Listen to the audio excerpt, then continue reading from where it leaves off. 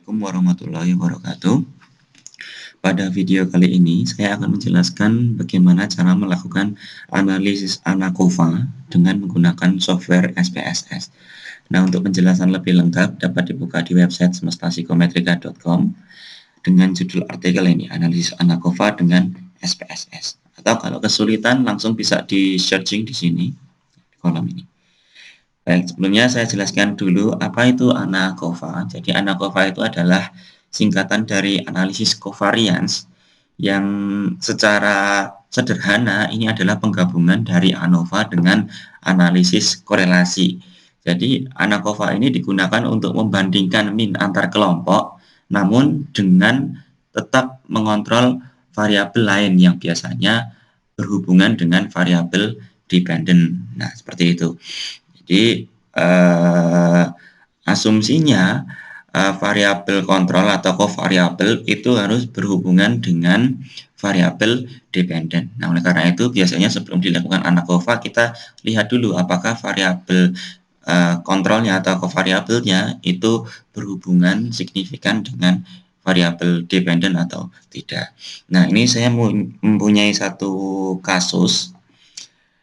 Nah, ini dalam suatu penelitian eksperimen, peneliti ingin membandingkan apakah metode belajar jigsaw itu efektif untuk meningkatkan prestasi. Nah, digunakan ada dua kelompok. Yang pertama kelompok eksperimen dengan menggunakan metode belajar jigsaw, dan yang kedua adalah kelompok kontrol dengan metode ceramah biasa. Nah, kemudian penelitian ini menggunakan desain kuasi eksperimen di mana peneliti tidak bisa merandom subjeknya, melakukan random assignment pada subjek. Jadi pembagian kelompok didasarkan pada kelasnya. Jadi misalkan kelas A itu kelompok kontrol, kelas B kelompok eksperimen. Nah, karena ada kekhawatiran bahwa kemampuan awal dari kedua kelas tersebut berbeda, makanya IQ itu juga turut dikontrol dalam desainnya. Nah, seperti itu.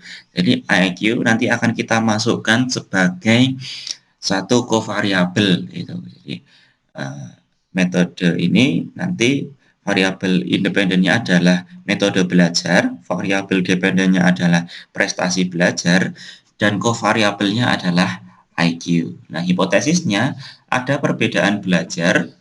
Ada perbedaan prestasi belajar ditinjau dari metode belajar dengan mengendalikan IQ.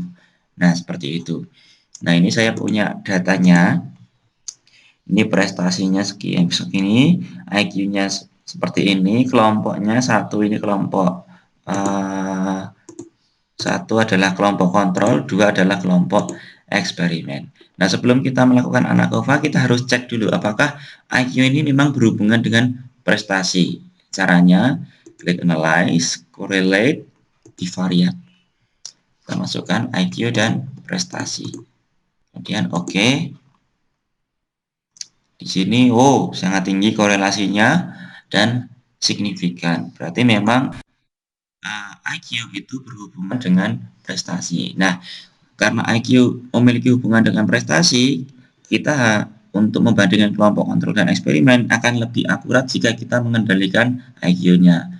Caranya dengan analisis covariance, analyze, general linear model, univariate.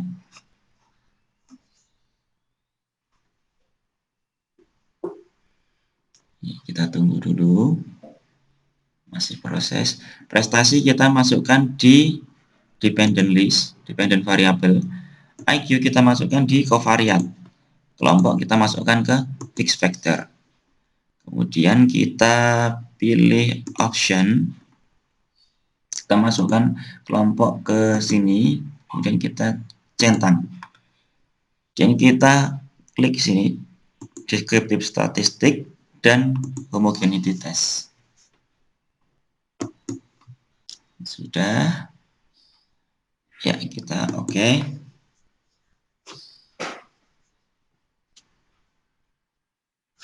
Ya. Nah, ini adalah deskriptif statistiknya. Kelompok kontrol rata-rata prestasinya itu 81,8. 58, kelompok eksperimen 85,52. Nah, kalau dari deskriptif di sini kita bisa melihat bahwa kelompok eksperimen ini prestasinya lebih tinggi dibanding kelompok kontrol. Tapi kita lihat nanti di uji signifikansinya. Asumsi dari ANACOVA itu karena ada 2 kelompok sama seperti TITES, sama seperti ANOVA, itu varians antar kelompok harus homogen. Nah, kita bisa lihat di Levin test ini, signifikansinya 0,13, berarti dia tidak signifikan. Berarti tidak ada perbedaan varians antar kelompok, atau dengan kata lain, varians antar kelompoknya homogen dan asumsi kita terpenuhi. Nah, kita langsung lihat di sini, di test of between subject effect. Nah, kelompok ternyata signifikansinya dia tidak signifikan. Berarti sebenarnya tidak ada perbedaan prestasi antara kelompok kontrol dengan kelompok eksperimen dengan mengendalikan IQ seperti itu. Nah, bagaimana kok bisa tadi padahal di sini selisihnya cukup jauh, ternyata di sini tidak signifikan. Nah, kita lihat di tabel berikutnya. Nah, ini adalah tabel min di mana nilai IQ-nya sudah dikontrol. Nah, ini misalnya IQ itu disamakan semuanya pada level 100,67.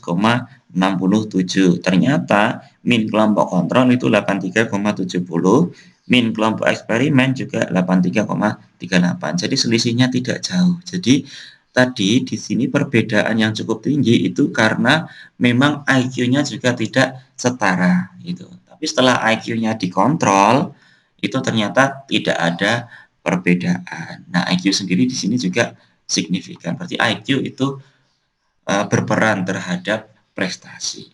Nah, seperti itu kira-kira analisis covariance. Untuk penjelasan lebih lengkap dapat dilihat di website Semesta Psikometrika. Terima kasih. Wassalamualaikum warahmatullahi wabarakatuh.